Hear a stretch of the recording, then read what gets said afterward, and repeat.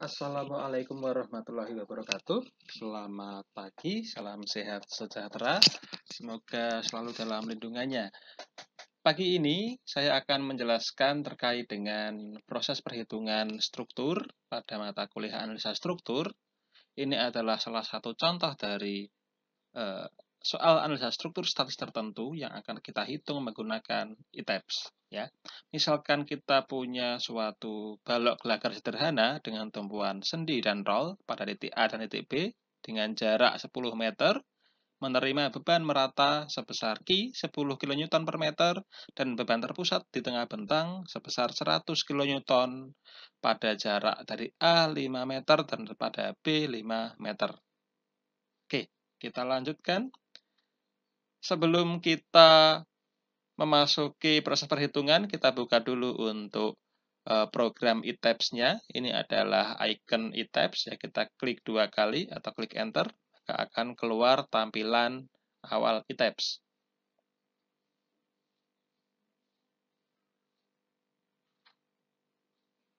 Ini adalah tampilan awal ITEPS, jadi ketika kita baru pertama kali membuka, maka akan keluar tampilan awal seperti ini. Di sini ada beberapa yang bisa kita lakukan, ya, antara membuat model baru, new model, atau membuka model yang sudah pernah kita buat atau open existing model. Untuk membuka ataupun membuat, di sini juga sudah ada icon-iconnya, ya. Ini new model, yang ini open, ya. Lalu di file juga ada new model, ada open. Ada juga beberapa file existing yang pernah kita buat ini bisa kita buka. Karena kita baru awal, mari kita klik new model.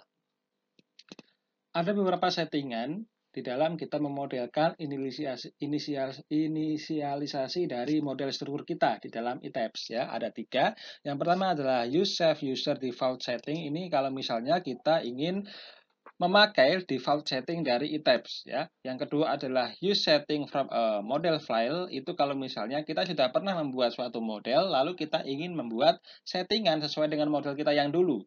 Yang ketiga adalah use built-in setting with. Kalau kita klik, nah ini akan ada beberapa code-code ataupun aturan-aturan yang bisa kita pakai. Yang pertama adalah aturan terkait dengan display unit. Di sini ada metric MKS, ada metric SI, ada US customary. Lalu ada still section database, ini adalah database dari struktur baja kita, ya, yang akan kita pakai. Ada still design code kalau misalnya kita ingin menentukan code atau aturan apa yang mengikat pada aturan struktur baja. Concrete itu concrete design code kalau misalnya kita ingin memakai code dari beton. Nah, di sini sebagai awal kita coba pakai use save to user default setting. Kita klik, lalu kita klik OK. Setelah kita klik OK, maka akan keluar data-data pada layar ini, seperti pada layar yang kalian lihat. Yang pertama adalah uniform grid spacing, atau jumlah grid yang sama. Ya. Number of grid line in X direction itu artinya adalah jumlah grid pada sumbu X. Di sini bisa kita isi. Nah, kalau kita melihat pada soal kita, X ke sana, ke atas adalah Z, maka dapat kita pastikan bahwa kita membutuhkan ada berapa grid? Ya, 2, ya, yaitu grid A dan grid B. Sehingga kita bisa mengisinya di sini ada 2. Lalu untuk number of grid line in Y direction itu adalah jumlah grid pada sumbu Y. Kalau kita lihat pada soal kita ada berapa jumlah gridnya? Ya, hanya 1, ya, karena kita hanya memakai 2 dimensi saja. Sorry, 1 dimensi saja. 2 dimensi, ya, karena hanya 2 dimensi, maka kita tidak akan bisa melihat struktur yang ke sana, ya, dan kita mengabaikannya, sehingga pada number of grid line in Y direction itu kita bisa isi dengan nilai 1. Selanjutnya, spacing of grid in X direction itu artinya adalah jarak yang kita pakai. Nah, karena jarak, kita harus melihat ini, satuan. Satuan kita pakai feet, sedangkan dalam soal kita ingin memakai meter, ya. Sehingga jaraknya bisa kita abaikan dulu, nanti akan kita edit setelah kita mendapatkan sistem grid kita. Di dalam SAP, ya, itu ada yang namanya number of grid line in Z direction. Itu artinya adalah jumlah grid pada arah sumbu Z. Tetapi di dalam e-tabs tidak ada itu, tapi diganti dengan storage dimension. Ya, storage dimension. Storage dimension itu apa? Itu adalah jumlah lantai. Kalau kita lihat di sini ada number of storage data, itu adalah jumlah lantainya mau berapa. Ya, kita isi dengan 1, karena kita hanya balok saja, sehingga kita membutuhkan hanya 1 lantai. Typical story height dan bottom story height ini karena kita menggunakan 1 lantai, maka ini bisa kita abaikan. Sebenarnya kita isi berapapun dia tidak akan berpengaruh. Sama seperti Y, karena jumlahnya 1 saja, diisi berapapun dia tidak akan berpengaruh. Tapi kalau X, karena jumlahnya ada 2, ini kalian isi, maka dia akan berpengaruh terhadap jarak antara grid A dan grid B. Nah, di sini kita klik grid only karena kita ingin membuat grid dulu, lalu kita klik OK. Setelah kita klik OK, kita akan mendapatkan ini grid-grid kita ya. Kita cek lagi, di sini ada 2 grid untuk X-nya, ini XY, XY 1, 2 ya. Ini adalah 3 dimensi ya, Y-nya hanya 1 di sini saja. X-nya ada 2 ya, 1, 2, jadi hanya 1 saja. Di sini kok ada terlihat 2, ini itu adalah ini panjangnya ya, ukuran panjang. Jadi ini bukan grid. Nah, kalau misalnya kalian ingin membesar kecilkan gambar kalian, tampilan kalian, itu bisa menggunakan scroll. Scroll bisa di scroll ke depan, ke belakang. Kalau ke depan dia akan membesar, kalau ke belakang dia akan mengecil. Ya. Lalu kalau scroll itu kalian tekan, maka akan keluar simbol tangan. Ya. Nah, ini bisa kalian pakai untuk merubah-rubah letak dari gambar kalian. Nah, di sini ada juga, ya. Ini kalau misalnya gambar kalian terlalu kecil, lalu entah hilang kemana, kalian lupa cari-cari tidak ketemu, bisa kalian klik yang ini, Restore Full View. Kalau diklik, maka akan keluar desain gambar kalian, ya, terlihat secara full. Itu. Ada juga ini untuk memperbesar, memperkecil, sama seperti pakai scroll, atau mungkin pakai rubber band zoom. Kalau ini kita klik, lalu kita arahkan pada titik yang kita inginkan, maka dia akan menyorot pada titik tersebut. Nah, seperti ini. Itu terkait dengan tampilan. Ya. Nah, di dalam sini, di dalam tampilan kita, itu ada plan view, ada 3D view. Ya, ini bisa kalian rubah-rubah sesuai dengan keinginan kalian. Lalu misalnya saya ingin merubah plan view-nya pada tempat lain ya. Ini kan story 1, karena kita hanya ada 1 lantai, maka kita cukup memakai 1 lantai tersebut ya. Misalnya kita ingin berubah ke lantai berikutnya, bisa kita klik ini pakai move up list ya.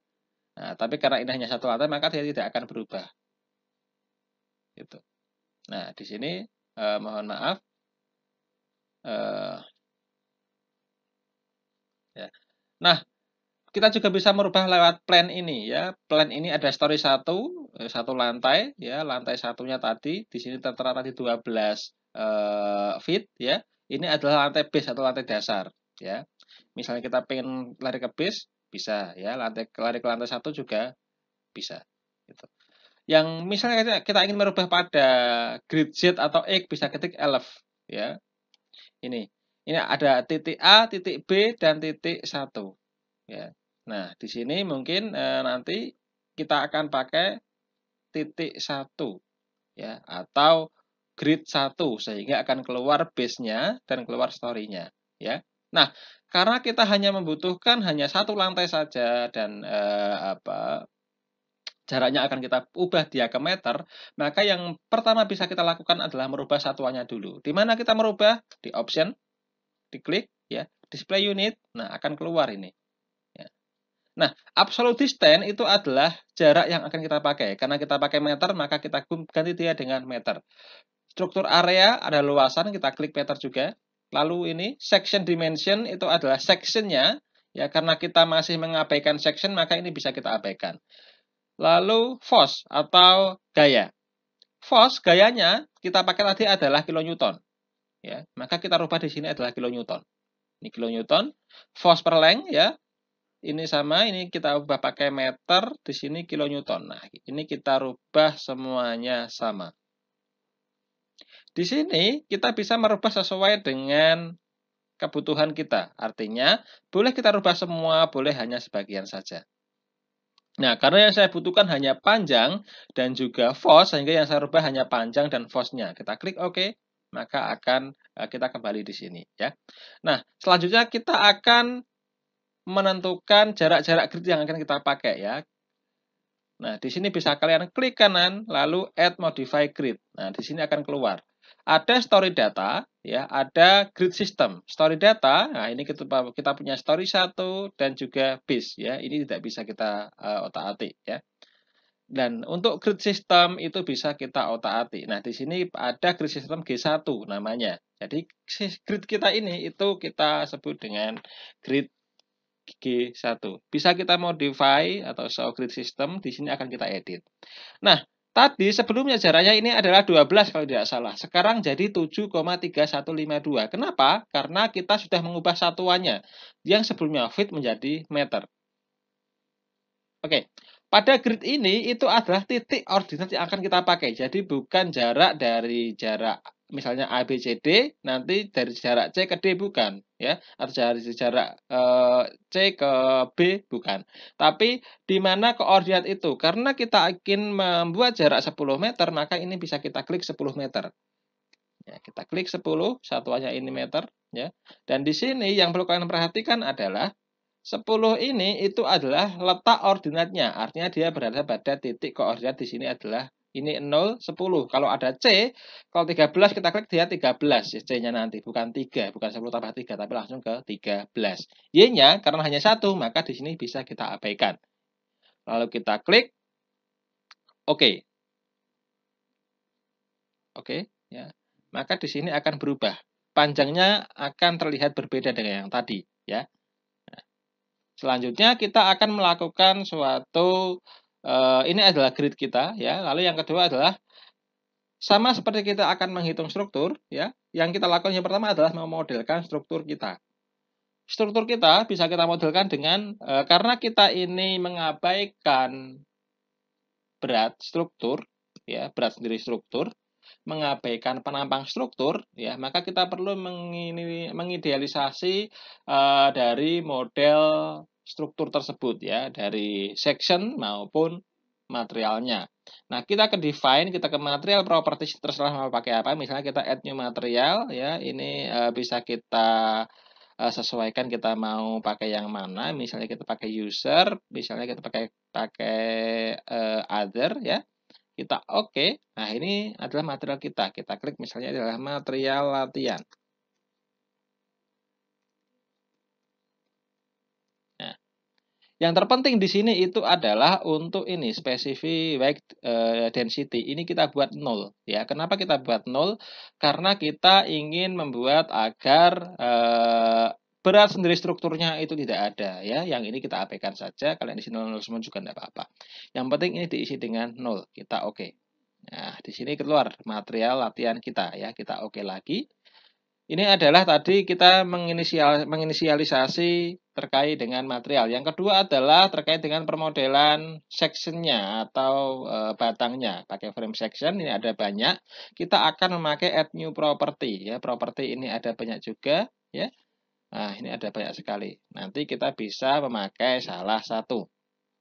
Nah, misalnya kita shape general, kita ikuti untuk shape concrete ini. Ya.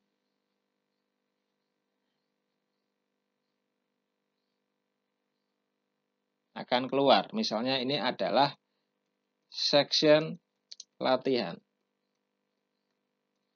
Nah, materialnya yang kita pakai material latihan. Kenapa kita pakai material latihan? Agar ini materialnya dia beratnya 0 ya. Kalau ini section areanya terserah ya. Mau kalian isi berapapun tidak akan berpengaruh. Kenapa tidak akan berpengaruh? Karena kita hanya akan mengeluarkan nilai momen geser ya dan gaya lintang dan juga reaksi.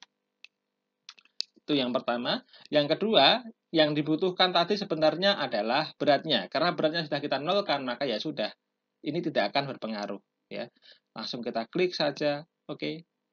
Nah, maka kita punya section latihan ya. Dengan berat tadi 0. Kita cek lagi modify ya ini ya. Material yang penting di sini adalah material latihan ya. Oke, kita oke. Nah, kalau sudah selanjutnya kita akan membuat section kita ya. Kita klik, ini adalah untuk drawingnya, kita bisa memakai menu-menu ini ya. Ini adalah untuk draw beam atau column, brush, plan, ataupun 3D. Kita klik lalu kita gambarkan. Misalnya kita ingin gambar dia di base ya. Kita klik dari sini sampai ke sini. Nah, maka kita punya material ini ya. Kalau sudah kita klik, maka kita ubah ini dia menjadi section latihan kita ya. Kita blok ya, bisa di drag seperti ini ya, atau mungkin bisa diklik, klik ya, juga bisa sampai dia berubah menjadi seperti yang kalian lihat. Atau mungkin kalian, nah ini kalau misalnya kalian klik dari sini ke sini, itu tidak akan kena ya, sama seperti kalau kalian memakai AutoCAD ya. Jadi kalau dari kiri ke kanan maka harus full ya, tapi kalau dari kanan ke kiri itu dia yang kena, yang akan kena. Nah, seperti itu ya. Kita klik assign, kita klik assign, kita klik frame, ya, kita klik pilih sectionnya. Nah, ini bisa kita pakai section latihan karena kita akan memodelkan section latihan. Kita klik apply, lalu close, ya. Maka di sini section kita menjadi section latihan. Nah, di dalam eTabs dia akan langsung otomatis memberikan tumpuan ya seperti ini. Nah, nanti akan kita ganti ya. Tumpuan di sini misalnya sesuai dengan soal itu adalah tumpuan sendi. Kita klik pada titik tumpuannya ya, kita ubah dia menjadi tumpuan sendi. Caranya klik assign, join, restrain, lalu kita pilih tumpuan sendi. Ini adalah tumpuan sendi ya. Kalau kita klik, maka yang tercentang adalah translasi X, Y, dan Z ya, karena tumpuan sendi hanya bisa menerima gaya translasi saja. Dia tidak bisa menerima rotasi ya. Kalau kita klik apply ya, nah jangan di close dulu, kita ganti ini, kita klik rubah yang sebelahnya. Di sini adalah tumpuan roll ya, maka kita klik dia yang roll.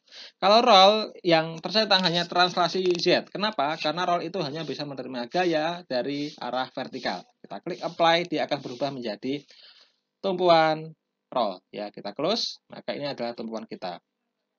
Selanjutnya kita akan memberikan beban ya. Permodelan struktur batangnya sudah oke, permodelan tumpuan sudah oke. Selanjutnya kita akan memodelkan beban. Kita lihat di sini, beban yang pertama adalah beban merata dari A sampai ke B dengan beban Q sebesar 10 kN per meter. Maka bisa kita klik batang yang akan kita beri beban ya, lalu kita klik assign frame load karena kita akan memberikan beban pada frame tersebut pakai distributed ya. Di sini pakai date saja ya, nanti kita konsisten pakai date semua. Yang force dipilih replace existing ya, lalu absolute distance from N sampai I ya. Loadnya kita isi berapa tadi? 10 kN per meter, maka di sini kita isi dengan nilai uniform loadnya 10 ya. Kita coba cek, kita apply, klik ya, di sini akan ada 10 kN per meter. Kita oke ya. Apakah sudah selesai? Belum, ternyata masih ada ini, masih ada beban terpusat di tengah bentang ya. Besarnya adalah 100 kN, maka harus kita masukkan juga. Kita klik lagi batang yang akan kita kasih beban terpusat, kita klik assign, kita klik frame load ya, pilih yang point, artinya dia adalah beban titik atau beban terpusat ya. Nah, point ini sama seperti tadi, pakai force date, yang ini adalah replace ya. Replace itu artinya kalau misalnya ada beban terpusat sebelumnya itu akan kita ubah ya, atau kita ganti ya. Atau kalau add maka akan ditambah ya. Kalau delete maka kita menghapus beban yang ada. Itu. Nah, ini ada distance, itu adalah ukuran satuan faktor panjang ya. Jadi kita tidak mengetahui panjang mulanya ini. Jadi panjang mulanya ini itu kita nanti kalikan dengan faktor satuannya. Kalau 1 berarti dia ada di ujung sini. Kalau 0,75 berarti pada 0,75 dari panjang bentangnya itu ya. Kalau 0,25 0,25. 0,5 dia di tengah-tengah. Maka perlu kita pastikan di mana? Oh, jarak 5 meter. Jarak 5 meter itu dia adalah pada jarak 0,5 ya. 5 per 10, 0,5 dari jarak satuannya. Maka di sini kita isi dengan 0,5. Nah, ya. Besarnya berapa? Misalnya besarnya adalah tadi 100 kN. Nah, ini 100 kN ya. Kita isi 100 kN ya. Nah, lalu kita klik apply. Nah, di sini. Maka akan keluar ada beban merata sebesar 10 kN per meter dan beban terpusat sebesar 100 kN. Ya, kalau sudah, maka kita akan melakukan analisisnya. Ya, pertama analyze, kita klik untuk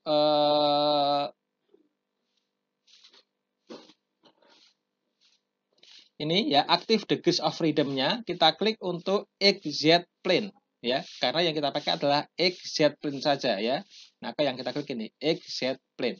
Diklik ya, lalu klik OK. Nah, kalau sudah kita running. Runningnya bisa dengan analyze lalu ini ya, run analysis, atau kita bisa langsung pakai F5 atau kita bisa klik ini. Kita klik, sekalian ini kita save ya.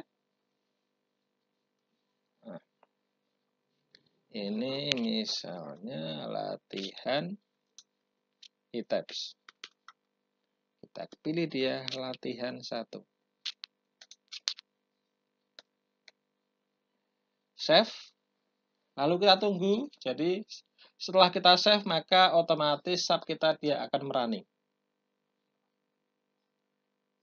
Nah, ini sudah selesai, kita klik done ya.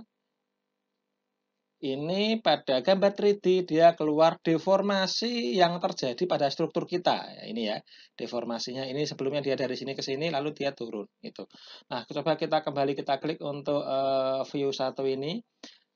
Kita akan menampilkan berapa besar momennya ya, maupun gaya lintang, gaya normal ataupun reaksi ya. Nah, kalau kita mau menampilkan berapa besar momennya, kita klik ini ya, display frame peer spindle link force ya, atau klik F8 juga bisa ya. Kita klik, di sini akan ada beberapa pilihan. Axial force itu adalah gaya normal ya atau gaya dalam. Torsi itu adalah puntir, shear 22 itu adalah geser pada sumbu 22 ya. Shear 33 geser pada sumbu 33, momen 22 momen pada sumbu 22, momen 33 adalah momen pada sumbu 33. Momen 33 itu adalah momen Z ya, sumbu pada 33. Kalau 22 itu berarti Y, kalau 11 berarti X. Nah, yang kita pakai adalah momen 33 karena kita akan melihat momen pada sumbu Z-nya. Kita klik di sini ya. Lalu kita klik untuk show value ya. Jadi fill diagram yang kita inginkan saja. Kalau fill diagram dia akan keluar diagram saja. Nah, ini diagramnya. Tapi kalau kita pakai show value maka dia akan keluar berapa nilai momennya. Ya, nah, ini adalah momen kita.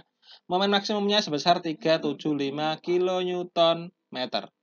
Ini adalah momen maksimum yang dikeluarkan dari sub ini. Nanti bisa kalian cek. Share-nya berapa, Pak? Share-nya coba kita cek pakai share 22 ya. Kalau share dia pakai 22. Apply ini adalah nilai share-nya ya. Jadi ini adalah minus 100 ya, lari ke sana ya, ke atas, lalu dia di sini adalah 100 gitu ya. Itu untuk gesernya. Lalu axial force-nya, kita ke axial force atau gaya normalnya. Gaya normalnya 0, tidak ada gaya normal. Kenapa tidak ada gaya normal? Karena di sini dia tidak ada reaksi, karena tidak ada gaya horizontalnya, sehingga nilainya adalah 0. Gitu. Selanjutnya adalah bagaimana kalau misalkan kita ingin mengeluarkan reaksi yang ditimbulkan dari tumpuan kita ya. Kalau kita ingin mengeluarkan reaksi maka kita bisa klik ini ya. Display support atau spring reaction kita klik ya. Di sini case ya, pilih yang arrow itu adalah arah panah ya. Jadi nanti akan kelihatan arah panahnya. Dia ke atas atau ke bawah, ke kanan atau ke kiri ya. Lalu kita klik untuk FZ itu adalah untuk reaksi vertikal, dan Fx itu untuk reaksi horizontal arah X ya. Karena kita ingin mengeluarkan Z dan X, maka kita pilih Fx dan Fz. Kita klik apply, maka akan keluar reaksi kita ya. Reaksi yang ditimbulkan pada tumpuan A dan B, pada A adalah 100 kN arahnya ke atas dan B adalah 100 kN arahnya ke atas juga. Itu untuk reaksi vertikal. Bagaimana dengan reaksi horizontal? Karena tidak ada gaya horizontal, maka reaksi horizontal sama dengan 0. Di sini, kalau reaksi horizontal sama dengan 0, dia tidak akan mengeluarkan reaksi horizontal tersebut. Kita klik OK ya. Jadi kita sudah tahu tadi terkait dengan reaksi kita ya. Setelah itu, kita juga bisa melihat karakteristik dari batang kita, ya, baik itu momen, gaya geser, ataupun gaya normal, ataupun reaksi yang timbul. Caranya bagaimana? Ini coba kita rubah dulu ke momen, ya, momen 33, kita apply, ya, setelah itu kita oke. Nah, di sini dia akan keluar nilai-nilainya, ya. Nilai-nilainya ini akan keluar. Bisa kita klik kanan maka akan keluar lebih detail lagi, ya. Di sini akan kelihatan reaksinya sebesar 100 kN/meter, ya. Ini reaksinya, ini adalah bebannya, beban merata, ini beban terpusat 100 kN, ya. Ini adalah shear-nya, ini bisa kita lihat. Nah, ini bisa kita rubah-rubah maka akan kelihatan, ya, berapa besar shear-nya, ya, atau gaya gesernya. Momennya juga sama, akan kelihatan berapa besar momennya, momen terbesarnya dia di mana. Ini itu adalah defleksinya, ya.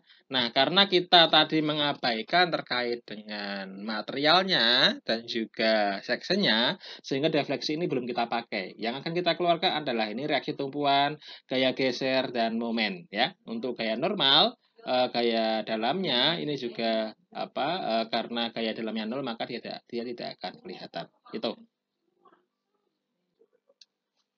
Oke teman-teman, jadi itu adalah hasil kita. Dari hasil itu nanti akan kita bandingkan dengan hasil perhitungan analitis, ya, secara tertulis. Nanti hasilnya akan seperti apa, ya. Kalau misalkan ada perbedaan, maka perlu kita cari sebenarnya yang salah di mana. Apakah di dalam kita memasukkan inisiasi model dari e-types kita, atau kita salah dalam perhitungan manualnya. Itu. Oke, sekian dari saya. Kurang lebihnya mohon maaf. Saya akhiri. Assalamualaikum warahmatullahi wabarakatuh.